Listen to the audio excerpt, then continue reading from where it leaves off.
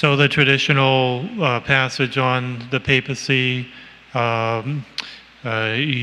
are the Christ, the Son of the living God. Blessed are you, Simon, son of Jonah. And I say to you, you are Peter, and upon this rock I will build my church.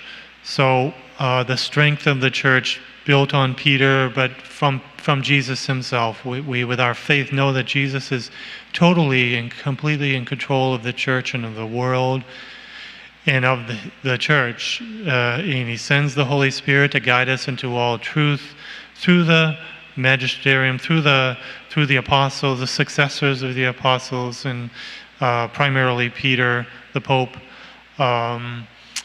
So this is a great truth of our faith, but we see how absolutely necessary it is for unity and for clarity of doctrine, for harmony. And it's so beautiful. We look at even our religious community here. We brothers get together and have recreation, and we're all of one mind and heart. We all believe the same things, and there's no disharmony in the things we believe in. So all we really are struggling with are our own faults and failings and annoyances and idiosyncrasies of character, and so you have to deal with that. But imagine if you had to deal on top of that with doctrinal issues, disagreements of major proportions, which happens anywhere and everywhere outside the Catholic Church. I've been reading a lot of conversion stories lately. I'm reading one right now by a man named Tyler Blansky, who's a recent convert from Anglicanism, and he was a Protestant before that, and I think even an atheist before that. And he's in Anglican seminary, and a place called Nashtoa something, seminary in Wisconsin, I think. And that's one of the more high Anglican Church seminaries, and so it's closer to the Catholic faith than any other Anglican church or any other Protestant type church, and yet there's enormous disagreements within the seminary he's explaining, and there's disagreements all over the place on the sacraments and the church and confession, the Eucharist, Mary, and the purgatory, and all the whole gamut. So many different things and disagreements, and they just agree to disagree. And this is in the Anglican Church, close to the Catholic faith. So imagine outside of that. And if the Anglicans disagree with their bishop, they shop around for another bishop. It's just splinters after splinters, even in the Anglican Church. We see in the Orthodox churches, they don't have a head except for their patriarch. And that holds them together pretty well over the centuries. But even they have doctrinal issues. They don't know how to deal with divorce and how to interpret how to treat the Eucharist. Do you adore the Eucharist, or do you just treat it as something to eat and receive Jesus, and many other things too. And in the Catholic faith, we have certainty of doctrine. We have a firm authority. That's what it all really comes down to: an authority that's sanctioned by God and guided by God and protected by God. And we're so blessed with our Catholic faith to have that, and not to vaunt ourselves and be prideful of it, but to share that with the world. And so it stems from the papacy, the Pope, and the bishops, and their authority which is guided by the Holy Spirit, the magisterium that we have. But it also comes down to the person of Peter, the person of the Pope too. How do you deal with that?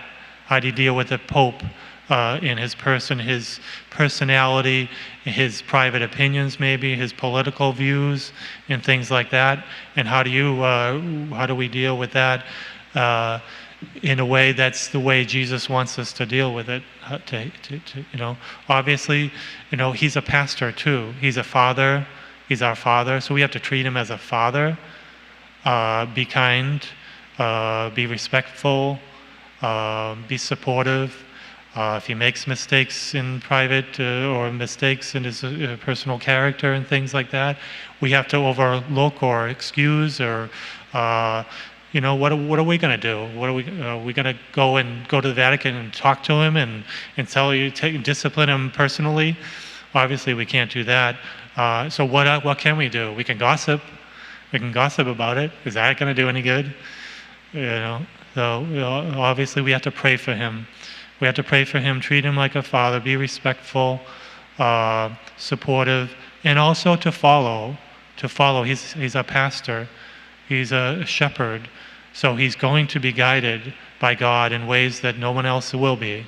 And he's through his private opinions and political views that he might have, we got to sift through and find out what he's pastorally guiding us and how God's going to lead us. So it would be probably the things he says all the time, all the time, over and over. Those are going to be more likely guided by God and a pastoral leadership that we should follow and follow the guidance. Otherwise, who are you going to follow? You pick and choose your bishop you want to find, your priest, and then you become Protestant, a Protestant kind of mentality. We gotta. So it's a respectfulness we need to have there. And so, it's not just we believe he's the Pope and he's infallible if he speaks in infallible ways, but also the pastoral ways we have to follow, and also a respect in a prayer, respectful fatherly respect and a prayerfulness for him, to help him, to support him. And, as we say, as all the saints say, don't speak negatively about a priest. Don't criticize your parish priests. It's not going to help. It's only going to hurt. If you need to correct him personally, then you can do that if it's prudent. But don't criticize and gossip your private priest. How much more your Pope, right? How much more that? And what will we have to answer to God if we are critical unnecessarily? So let's ask for God to protect our Holy Father, the bishops and the priests of the church, and to treat them respectfully in ways that Jesus wants us to, for the upbuilding of the church.